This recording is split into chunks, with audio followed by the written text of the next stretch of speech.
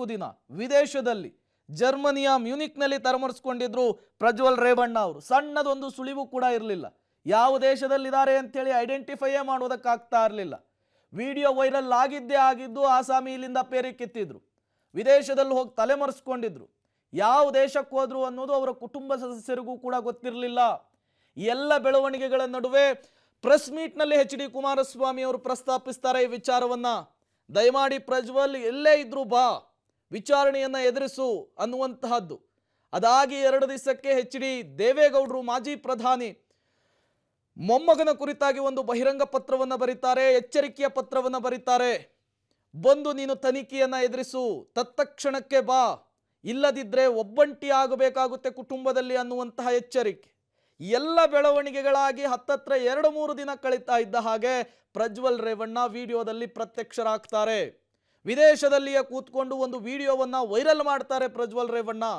ಆ ವಿಡಿಯೋದಲ್ಲಿ ಸ್ವತಃ ಅವರೇನೆ ಮುಖವನ್ನ ತೋರಿಸಿ ಮಾತನಾಡ್ತಾರೆ.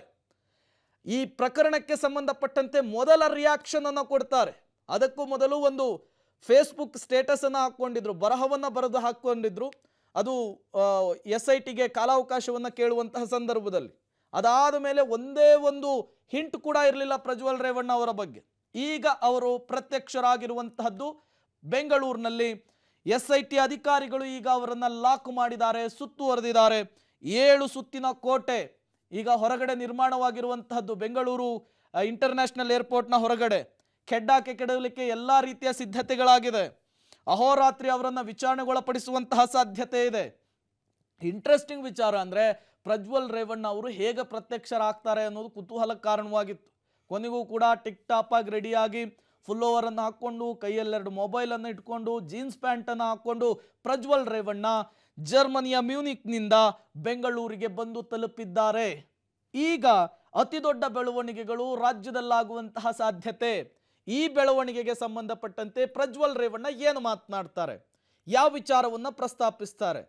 ಪ್ರಜ್ವಲ್ ರೇವಣ್ಣ ಅರೆಸ್ಟ್ ಆಗಿರೋದ್ರಿಂದ ಅವರ ಆಂಟಿಸಿಪೇಟರಿ ಬೇಲ್ ಕ್ವಾಶ್ ಆಗುತ್ತೆ. ಯಾವುದೇ ಕಾರಣಕ್ಕೂ ಅವರಿಗೆ ನಿರೀಕ್ಷಣಾ ಜಾಮೀನು ಸಿಗೋದಿಲ್ಲ. ಈಗ ಅವರು ಮತ್ತೆ ನ್ಯಾಯಾಂಗ ಬಂಧನಕ್ಕೆ ಕೊಟ್ಟಾದ ಮೇಲೆ ರೆಗ್ಯುಲರ್ ಬೇಲ್ಗೆ ಅಪ್ಲೈಯನ್ನು ಮಾಡಬೇಕಾಗುತ್ತೆ. ಈಗ ಅವರು ಮೊದಲು SIT ತನಿಖೆಯನ್ನು ಎದುರಿಸಬೇಕಾಗುತ್ತೆ. ಪೊಲೀಸ್ ಕಸ್ಟಡಿಗೆ ಕೊಡ್ತಾರೆ ನ್ಯಾಯಾಧೀಶರು, ಯಾಕೆಂದರೆ ವಿಚಾರಣೆಗೆ ಒಳಪಡಿಸಬೇಕು. 3 ಕೇಸ್ ಇದೆ. ಇಂಟ್ರೆಸ್ಟಿಂಗ್ ವಿಚಾರ ಅಂದರೆ 3 ಕೇಸ್ಗೂ ಸಂಬಂಧಪಟ್ಟಂತೆ ಒಮ್ಮೆನೇ ತನಿಖೆ ನಡೆಸ್ತಾರಾ ಅಥವಾ ಸಪ್ರೇಟ್ ಆಗಿ ವಶಕ್ಕೆ ಪಡೆದುಕೊಂಡು ಅಥವಾ ತಮ್ಮ ಕಸ್ಟಡಿಗೆ ಪಡೆದುಕೊಂಡು ವಿಚಾರಣೆಯನ್ನು ನಡೆಸ್ತಾರಾ? ಅದು ಕೂಡ ಕುತೂಹಲ ಕಾರಣವಾಗ್ತಾ ಇದೆ. ಬೇರೆ ಬೇರೆ ಟೈಮಲ್ಲಿ ಅವರನ್ನು ಅಂದರೆ ಒಂದೊಂದು ಕೇಸ್ಗೆ ಇಷ್ಟಿಷ್ಟು ದಿನ ಅಂಥೇಳಿ ಪೊಲೀಸ್ ಕಸ್ಟಡಿಗೆ ಕೊಟ್ಟರೆ 1 ತಿಂಗಳು ಪೊಲೀಸ್ ಕಸ್ಟಡಿಯಲ್ಲೇ ಇರಬೇಕಾಗುತ್ತೆ. ತನಿಖೆ ಪೂರ್ತಿ ಆದ ನಂತರ ತನಿಖಾಧಿಕಾರಿಗಳಿಗೆ ಎಲ್ಲ ಮಾಹಿತಿಗಳು, ಪ್ರಶ್ನೆಗಳಿಗೆ ಎಲ್ಲ ಉತ್ತರಗಳು ಸಿಕ್ಕ ನಂತರ ಅವರನ್ನು ನ್ಯಾಯಾಂಗ ಬಂಧನಕ್ಕೆ ವಿಧಿಸಲಾಗುತ್ತೆ. ಅದಾದ ಮೇಲೆ ಅವರ ಪರ ವಕೀಲರು ರೆಗ್ಯುಲರ್ ಬೇಲ್ಗೆ ಅಪ್ಲೈಯನ್ನು ಮಾಡಬಹುದು. ತುಂಬ ಸೆನ್ಸಿಟಿವ್ ಕೇಸ್ ಆಗಿರೋದ್ರಿಂದ, ಸಾಲು ಆರೋಪಗಳು ಕೇಳಿ ಬರ್ತಾ ಇರೋದ್ರಿಂದ, ಸಾಕಷ್ಟು ಮಹಿಳೆಯರು ಇದರಿಂದ ನೊಂದಿರೋದ್ರಿಂದ ಸಹಜವಾಗಿಯೇ ಪ್ರಜ್ವಲ್ ರೇವಣ್ಣ ಅವರಿಗೆ ಸದ್ಯಕ್ಕೆ ಜಾಮೀನು ಸಿಗೋ ಡೌಟ್ ಅಂತ ಕೂಡ ಹೇಳಲಾಗ್ತಾ ಇದೆ. ಒಟ್ಟಾರೆಯಾಗಿ ಪ್ರಜ್ವಲ್ ನಾಪತ್ತೆ ಹೈಡ್ರಾಮಕ್ಕೆ ಕ್ಲೈಮ್ಯಾಕ್ಸ್ ಬಿದ್ದಿರುವಂಥದ್ದು. ಹಾಸನದ ಸಂಸದ ಪ್ರಜ್ವಲ್ ರೇವಣ್ಣ ಅವರ ಬಂಧನ ಆಗಿದೆ. 34 ದಿನಗಳ ಹಿಂದೆ ತಲೆಮರೆಸಿಕೊಂಡಂತಹ ಪ್ರಜ್ವಲ್ ರೇವಣ್ಣ ಇವತ್ತು ಪ್ರತ್ಯಕ್ಷರಾಗಿದ್ದಾರೆ. ನೀವು ಕೂಡ ವಿಜುವಲ್ಸ್ ಅನ್ನು ಗಮನಿಸ್ತಾ ಇದ್ದೀರಿ. ಕೆಲವೇ ಕ್ಷಣಗಳು ಪ್ರಜ್ವಲ್ ರೇವಣ್ಣ ಅವರು ಬೆಂಗಳೂರಿನ ಏರ್ಪೋರ್ಟ್ನಿಂದ ಹೊರಬರೋದಕ್ಕೆ, ಕ್ಯಾಮರಾಗಳಿಗೆ ತಮ್ಮ ಮುಖದರ್ಶನವನ್ನು ಕೊಡಲಿಕ್ಕೆ ಕ್ಷಣಗಣನೆ ಆರಂಭ ಆಗಿದೆ. ನೀವು ಕೂಡ ಬೆಂಗಳೂರು ಏರ್ಪೋರ್ಟ್ನ ನೇರ ದೃಶ್ಯಾವಳಿಗಳನ್ನು ಗಮನಿಸ್ತಾ ಇದ್ದೀರಿ. ಬೆಂಗಳೂರು ಏರ್ಪೋರ್ಟ್ನ ಹೊರಭಾಗದ ದೃಶ್ಯಾವಳಿ ಇದು. ಈಗಾಗಲೇ ಪ್ರಜ್ವಲ್ ರೇವಣ್ಣ ಅವರನ್ನ ಅಲ್ಲಿಂದ ಕರೆತರಲಿಕ್ಕೆ ಕ್ಷಣಗಣನೆ ಆರಂಭ ಆಗಿದೆ. ಅತ್ಯಾಚಾರದ ಆರೋಪ, ಲೈಂಗಿಕ ದೌರ್ಜನ್ಯದ ಆರೋಪವನ್ನು ಎದುರಿಸ್ತಾ ಇದ್ದಾರೆ ಹಾಲಿ ಸಂಸದರ ಬಂಧನ ಕೂಡ ಈಗಾಗಲೇ ಆಗಿರುವಂತಹದ್ದು. ಇವರನ್ನ ದೇಶಕ್ಕೆ ಕರೆತರಲಿಕ್ಕೆ, ರಾಜ್ಯಕ್ಕೆ ಕರೆತರಲಿಕ್ಕೆ SIT ನಾನಾ ಪಾಡನ ಪಡ್ತು. ತದನಂತರ ವಿದೇಶಾಂಗ ಇಲಾಖೆಯನ್ನು ಕಾಂಟ್ಯಾಕ್ಟ್ ಮಾಡಿ ಅವರ ಪಾಸ್ಪೋರ್ಟನ್ನು ರದ್ದು ಮಾಡಲಿಕ್ಕೆ ಯಾವಾಗ ಮುಂದಾಯ್ತೋ ಅವರಿಗೆ ಈ ಪ್ರಕರಣದ ಬಿಸಿ ತಟ್ಟಿದಂತೆ ಕಾಣಿಸ್ತು. ಶೋಕಾಸ್ ನೋಟಿಸನ್ನು ವಿದೇಶಾಂಗ ಇಲಾಖೆ ಸರ್ವ್ ಮಾಡ್ತು. ಯಾವಾಗ ಪ್ರಶ್ನೆಯನ್ನು ಕೇಳ್ತೋ ವಿದೇಶಾಂಗ ಇಲಾಖೆ, ಯಾಕೆ ನಿಮ್ಮ ಪಾಸ್ಪೋರ್ಟನ್ನು ರದ್ದು ಮಾಡಬಾರ್ದು ಅಂತೇಳಿ ಒಂದು ಶೋಕಾಸ್ ನೋಟಿಸನ್ನು ಕೊಡ್ತೋ, ಆಗ ಪ್ರಜ್ವಲ್ ರೇವಣ್ಣ ಎಚ್ಚೆತ್ಕೊಳ್ತಾರೆ. ನಾನು ಹಿಂಗೆ ಬಿಟ್ಟರೆ ಇಲ್ಲೇ ನಾನು ಲಾಕ್ ಆಗಿಬಿಡ್ತೀನಿ, ಮತ್ತೆ ದೇಶಕ್ಕೆ ಹೋಗೋದು ಕಷ್ಟ ಆಗ್ಬಿಡುತ್ತೆ, ಪರಿಸ್ಥಿತಿ ಮತ್ತೆ ಬಿಗಡಾಯಿಸ್ಬಿಡುತ್ತೆ, ಇದಕ್ಕೆಲ್ಲ ಅವಕಾಶ ಕೊಡಬಾರ್ದು ಅಂಥೇಳಿ ತತ್ಕ್ಷಣಕ್ಕೆ ಹೊರಡಬೇಕು ಅಂಥೇಳಿ ನಿರ್ಧಾರವನ್ನು ಮಾಡ್ತಾರೆ. ಹೊರಡುವ 2 ದಿನಗಳ ಮೊದಲು ಒಂದು ವಿಡಿಯೋವನ್ನು ಇದೇ ಸಂಸದ ಪ್ರಜ್ವಲ್ ರೇವಣ್ಣ ವೈರಲ್ ಮಾಡ್ತಾರೆ. ಅದರಲ್ಲಿ ಆ ಪ್ರಕರಣಕ್ಕೆ ಸಂಬಂಧಪಟ್ಟಂತೆ, ವಿಚಾರಣೆಗೆ ಹಾಜರಾಗುವ ವಿಚಾರಕ್ಕೆ ಸಂಬಂಧಪಟ್ಟಂತೆ, ಕ್ಷಮೆಯ ವಿಚಾರಕ್ಕೆ ಸಂಬಂಧಪಟ್ಟಂತೆ ಮಾತನಾಡ್ತಾರೆ. ಈಗ ಅದೇ ಪ್ರಜ್ವಲ್ ರೇವಣ್ಣ, ಹಾಸನದ ಸಂಸದರು, ಮಾಜಿ ಮಂತ್ರಿಯ ಮಗ ಈಗ ಅರೆಸ್ಟ್ ಆಗಿರುವಂಥದ್ದು. ಮಿಡ್ ನೈಟ್ನಲ್ಲಿ ಪೊಲೀಸರು ಅರೆಸ್ಟ್ ಮಾಡಿದ್ದಾರೆ. ಕೆಲವೇ ಕ್ಷಣಗಳಲ್ಲಿ ಅವರನ್ನು ಬೆಂಗಳೂರು ಏರ್ಪೋರ್ಟ್ನಿಂದ ಹೊರತರುವಂತಹ ಸಾಧ್ಯತೆ ಇದೆ. VIP ಮಾರ್ಗದ ಮೂಲಕ ಪ್ರಜ್ವಲ್ ರೇವಣ್ಣ ಅವರನ್ನು ಹೊರತರ್ತಾರೆ ಅನ್ನುವಂತಹ ಮಾಹಿತಿ ಸಿಗ್ತಾ ಇರುವಂಥದ್ದು. ಅಲ್ಲಿಂದ ಅಸಲಿ ಆಟ SIT ಇದು ಶುರುವಾಗುತ್ತೆ. ವಿಚಾರಣೆಯನ್ನು ಹಂತ ಹಂತವಾಗಿ ನಡೆಸಲಿಕ್ಕೆ ಮುಂದಾಗುತ್ತೆ. ಮೊದಲು ಯಾವುದೇ ಆರೋಪಿಯ ಬಂಧನ ಆದ ನಂತರ 24 ಗಂಟೆಗಳ ಒಳಗಾಗಿ ಪೊಲೀಸರು ಆತನನ್ನ, ಆರೋಪಿಯನ್ನ ನ್ಯಾಯಾಧೀಶರ ಎದುರು ಪ್ರೆಸೆಂಟ್ ಮಾಡಬೇಕು. ಅದಕ್ಕೂ ಮೊದಲು ಆತನ ದೈಹಿಕ ಮತ್ತು ಮಾನಸಿಕ ಸ್ಥಿತಿಯ ಬಗ್ಗೆ ಒಂದು ಮೆಡಿಕಲ್ ರಿಪೋರ್ಟನ್ನು ಪಡೆದುಕೊಳ್ಳಬೇಕು. ಅದಾದ ಮೇಲೆ ನ್ಯಾಯಾಧೀಶರಿಗೆ ಹೋಗಿ ಆತನ ಕೇಸ್ನ ವಿವರಣೆಯನ್ನು ಮನವರಿಕೆ ಮಾಡಿಕೊಡಬೇಕು. ಆತನಿಂದ ನಾವು ಸಮಗ್ರ ಮಾಹಿತಿಯನ್ನು ಕಲೆಕ್ಟ್ ಮಾಡೋದಿದೆ, ಸಾಕಷ್ಟು ಪ್ರಶ್ನೆಗಳಿಗೆ ಉತ್ತರವನ್ನು ಪಡೆದುಕೊಳ್ಳೋದಿದೆ. ಮಾನ್ಯ ನ್ಯಾಯಾಧೀಶರೇ, ಒಂದು 15 ದಿವಸನೋ 17 ದಿವಸನೋ 19 ದಿವಸನೋ ಕೊಡಿ ಅಂಥೇಳಿ ಮನವಿಯನ್ನು ಮಾಡಿಕೊಳ್ತಾರೆ. ಆ ಸಂದರ್ಭದಲ್ಲಿ ನ್ಯಾಯಾಧೀಶರು ಅವರು ಕೇಳಿದಷ್ಟು ಕಾಲಕ್ಕೆ ಸಮ್ಮತಿಯನ್ನು ಸೂಚಿಸಬಹುದು, ಇಲ್ಲ ಅಷ್ಟೆಲ್ಲ ಆಗಲ್ಲ, ಒಂದು 4 ದಿವಸ ತಗೊಳ್ಳಿ ಅಂತ ಕೂಡ ಹೇಳಬಹುದು. ನೋಡಿ, ರೇವಣ್ಣ ಕೇಸ್ನಲ್ಲಿ 12ರಿಂದ 13 ದಿನಗಳ ಕಾಲ SIT ಅಧಿಕಾರಿಗಳು ಕೇಳ್ತಾರೆ. ಬಟ್ 7 ದಿನಗಳ ಕಾಲ ಮಾತ್ರ ನ್ಯಾಯಾಧೀಶರು ಕೊಟ್ಟಿದ್ರು. ಅದಾದ ಮೇಲೆ ಅವರು ಅಲ್ಲಿಂದ ಬರ್ತಾರೆ, ರೆಗ್ಯುಲರ್ ಬೇಲ್ ಸಿಗುತ್ತೆ. ಈಗ ಅವರು ಹೊರಗಿರುವಂತಹದ್ದು. ಈಗ ಪ್ರಜ್ವಲ್ ರೇವಣ್ಣ ಪ್ರಕರಣದಲ್ಲಿ ಏನಾಗುತ್ತೆ ಅಂಥೇಳಿ, 1 ಲೈಂಗಿಕ ದೌರ್ಜನ್ಯ, 2 ಅತ್ಯಾಚಾರದ ಪ್ರಕರಣ ದಾಖಲಾಗಿರುವಂಥದ್ದು. IPC ಸೆಕ್ಷನ್ 354A ಲೈಂಗಿಕ ದೌರ್ಜನ್ಯ ಇದೆ, 354D ಹಿಂಬಾಲಿಸೋದಿದೆ, 506 ಗಂಭೀರ ಬೆದರಿಕೆ ಹಾಕಿರುವಂಥದ್ದಿದೆ, 509 ಸನ್ನೆ ಮೂಲಕ ಮಹಿಳೆಯನ್ನ ಅವಮಾನಿಸಿರುವಂತಹ ಆರೋಪ ಕೂಡ ಇವ್ರ ಮೇಲಿದೆ. ಮತ್ತೊಂದು ಕೇಸ್ನಲ್ಲಿ IPC ಸೆಕ್ಷನ್ 376(2) ಜನಪ್ರತಿನಿಧಿಯಿಂದ ಅತ್ಯಾಚಾರ ಆಗಿದೆ ಅಂತೇಳಿ ದೂರು ಕೊಟ್ಟಿದ್ದಾರೆ. 354A ಲೈಂಗಿಕ ದೌರ್ಜನ್ಯ ಆಗಿದೆ ನನ್ನ ಮೇಲೆ ಅಂತೇಳಿ JDS ಕಾರ್ಯಕರ್ತೆಯ ದೂರನ್ನು ಕೊಟ್ಟಿದ್ದಾರೆ.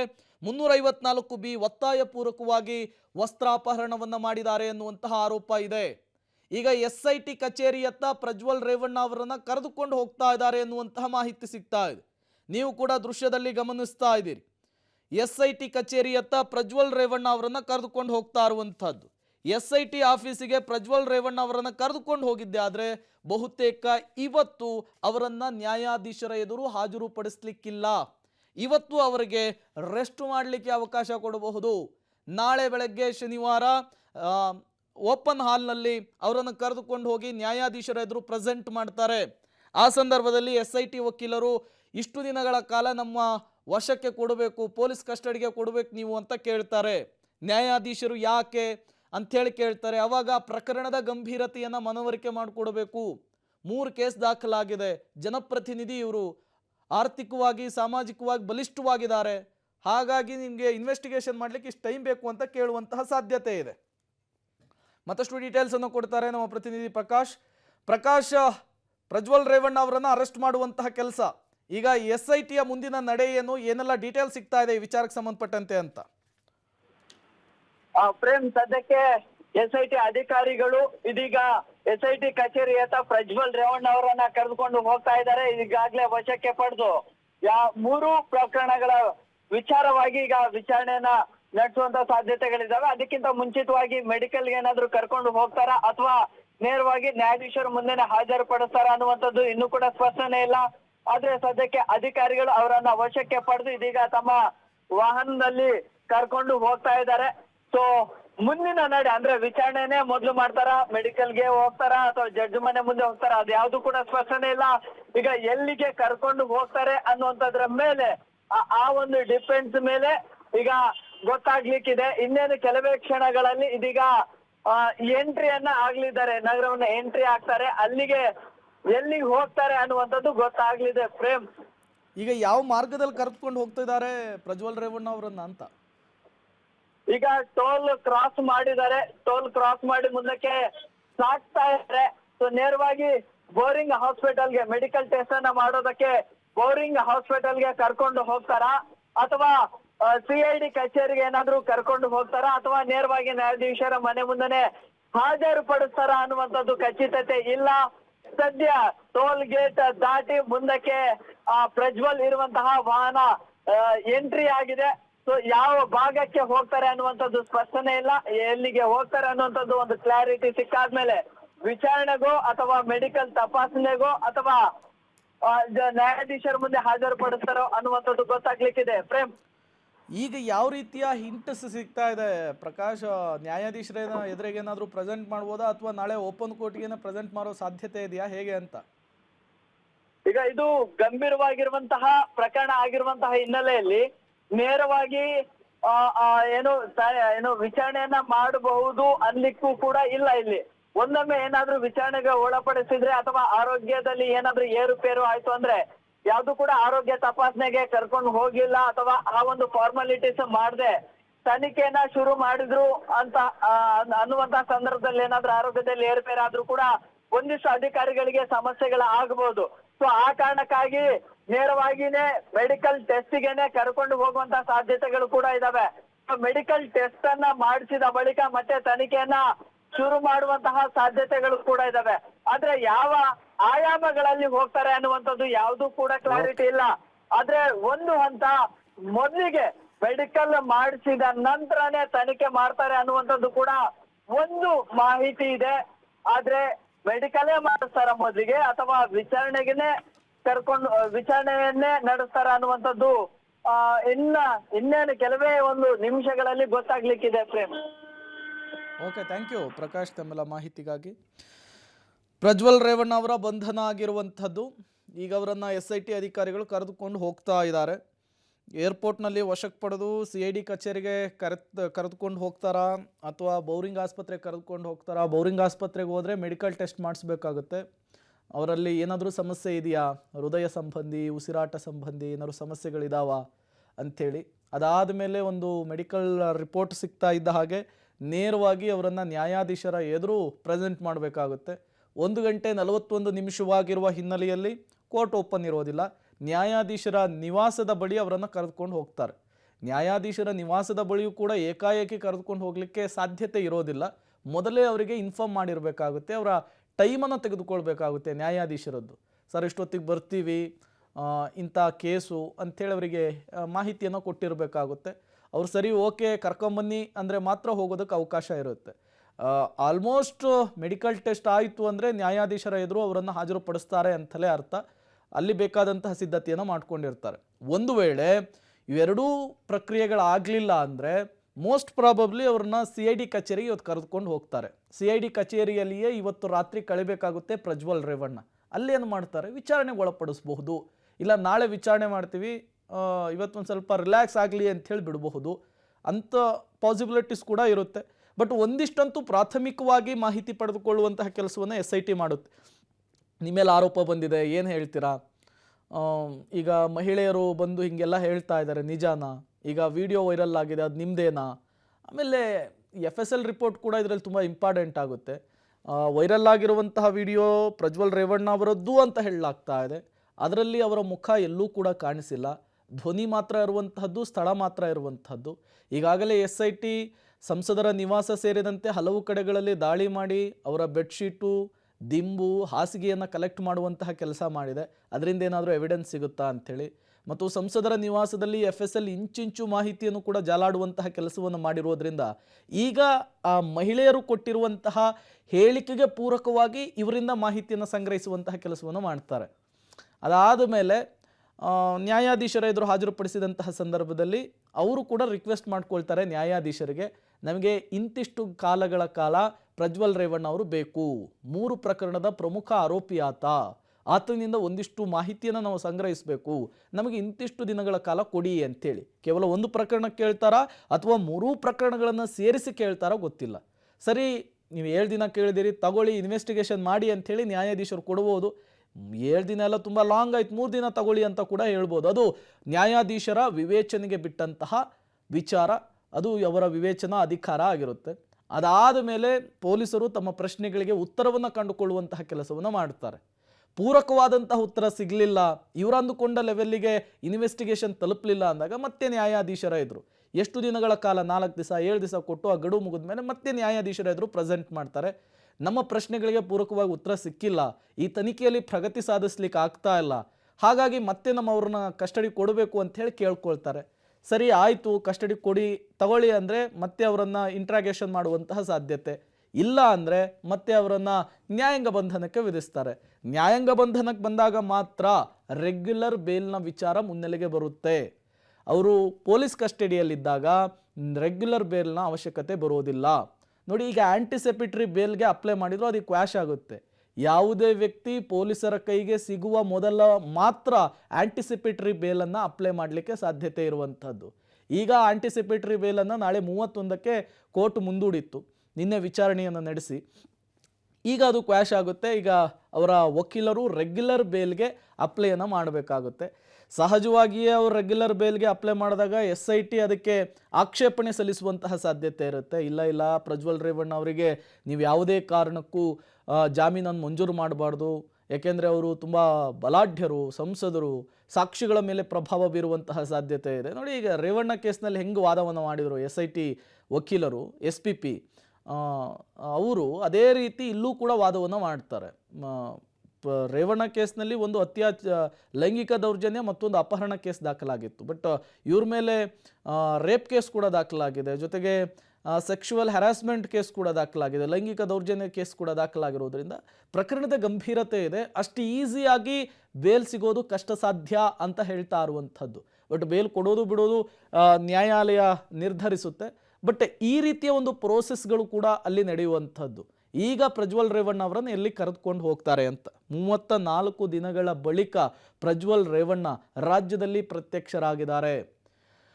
ಇವತ್ತು ಅವರು ಬೆಂಗಳೂರನ್ನು ಪ್ರವೇಶ ಮಾಡಿದ್ದಾರೆ. ಪೊಲೀಸರ ಸರ್ಪಗಾವಲು ಹೇಗಿದೆ ಅನ್ನೋದನ್ನು ನೀವು ಗಮನಿಸ್ತಾ ಇದ್ದೀರಿ.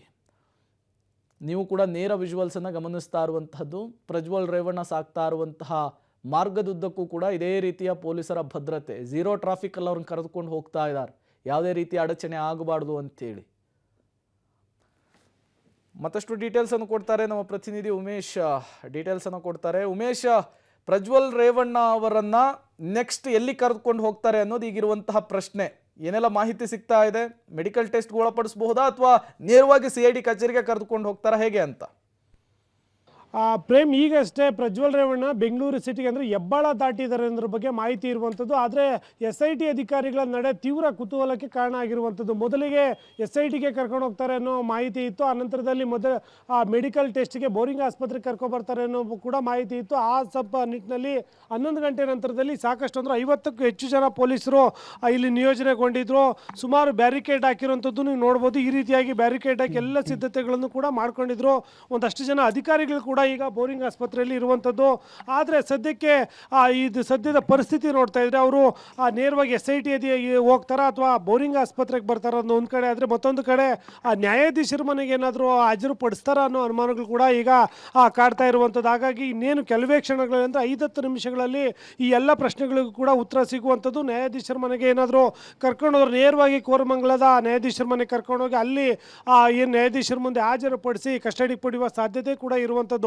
ಈಗಾಗಲೇ ಏನು ಏರ್ಪೋರ್ಟ್ನಲ್ಲಿ ಎಲ್ಲ ಮಾಧ್ಯಮಗಳ ಕಣ್ತಪ್ಪಿಸಿ ಈಗ ಅವರ SIT ಅಧಿಕಾರಿಗಳು ಪ್ರಜ್ವಲ್ನನ್ನು ಕರ್ಕೊಂಡು ಈಗ ಬೆಂಗಳೂರಿನತ್ತ ಬರ್ತಾ ಇರುವಂಥದ್ದು. ಇನ್ನು ಈಗ ಸದ್ಯಕ್ಕಿರೋ ಮಾಹಿತಿ ಪ್ರಕಾರ ಹೆಬ್ಬಾಳ ದಾಟಿದ್ದಾರೆ ಅನ್ನೋದ್ರ ಬಗ್ಗೆ ಮಾಹಿತಿ ಇರುವಂಥದ್ದು. ಇಲ್ಲಿಗೆ ಇದು ಪರಿಸ್ಥಿತಿ ನೋಡ್ತಾ ಇದ್ದು ಇಲ್ಲಿಗೆ ಬರುವಂಥದ್ದು ಕೂಡ ಬಹುತೇಕ ಡೌಟು ಎನ್ನಲಾಗ್ತಿದೆ. ಯಾಕೆಂತಂದರೆ ಈ ಹಿಂದೆ ಅರ್ಧ ಮುಕ್ಕಾಲು ಗಂಟೆಗಳಿಂದ ಇದ್ದಂಥ ಪೊಲೀಸ್ ಸಿಬ್ಬಂದಿ ಇರ್ಬೋದು, ಅಲ್ಲಿದ್ದಂಥ ಎಲ್ಲ ಸಿದ್ಧತೆ ನೋಡ್ತಾ ಇದ್ರು. ಈಗ ಅದು ಸಂಪೂರ್ಣ ತೀವ್ರತೆ ಕಡಿಮೆ ಆಗಿರೋ ನಿಟ್ಟಿನಲ್ಲಿ ನೇರವಾಗಿ CID ಕಚೇರಿಗೆ ಕರ್ಕೊಂಡು ಹೋಗ್ತಾರೆ ಅಥವಾ ಅಜ್ಞಾತ ಸ್ಥಳದಲ್ಲಿ ಏನಾದರೂ ಏನು ಪ್ರಜ್ವಲ್ ರೇವಣ್ಣ ಇರಿಸ್ತಾರ ಅನ್ನೋ ಅನುಮಾನಗಳು ಕೂಡ ಕಾಡ್ತಾ ಇರುವಂಥದ್ದು. ಹಾಗಾಗಿ ಇನ್ನೇನು ಕೆಲವೇ ಕ್ಷಣಗಳಲ್ಲಿ ಈ ಎಲ್ಲ ಅನುಮಾನಗಳು ಕೂಡ ತೆರೆ ಬೀಳುವ ಸಾಧ್ಯತೆ ಹೆಚ್ಚಾಗಿರುವಂಥದ್ದು. ಪ್ರೇಮ್, ಉಮೇಶ್, ಬೋರಿಂಗ್ ಆಸ್ಪತ್ರೆಗೆ ಹಾಜರುಪಡಿಸಿದ್ದಾರೆ ಅಂದರೆ ಮೋಸ್ಟ್ ಪ್ರಾಬಬ್ಲಿ ಇವತ್ತೇನೆ ಅವರು ನ್ಯಾಯಾಧೀಶರ ಎದುರು ಪ್ರೆಸೆಂಟ್ ಮಾಡ್ತಾರೆ ಅಂತಾನೆ ಅರ್ಥ ಅಲ್ವಾ?